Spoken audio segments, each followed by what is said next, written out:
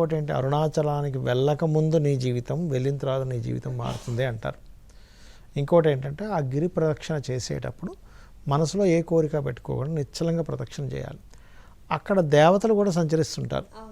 అందుకే కొండకి దగ్గరలో సంచరించకూడదు, కొండకి ఇటువైపు రోడ్డుకి సంచరించాలంటుంటారు. ఎందుకంటే దేవతలకు మనం అడ్డం వెళ్ళినట్టు అవుతుందని. ఎవరైతే ఏ కోరిక లేకుండా నాకు ఇంత అదృష్టం, ఆ స్వామివారి కొండ రూపంలో ఉండి నేను తిరుగుతున్నాను అనేటువంటి భావనతో కనుక ప్రదక్షిణం చేస్తే ఖచ్చితంగా మీలో ఉండేటువంటి నెగటివ్ ఆరా మొట్టమొదటిగా పోతుందమ్మా. రెండవది ఏంటంటే మీకు అష్టదిక్కులు ఒక్కొక్క లింగం ఉంది. ఈశానలింగం అని,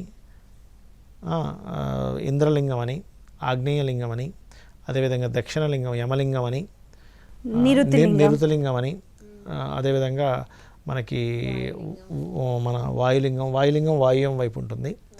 అదేవిధంగా మన వరుణలింగం తర్వాత వాయులింగం అని, కుబేరలింగం అని, ఈశాన్యలింగం అని, ఇట్లాగా 8 లింగాలు ఉన్నాయి మనకి. ఒక్కొక్క లింగానికి ఒక్కొక్క ప్రత్యేకత ఉంది. ఎలా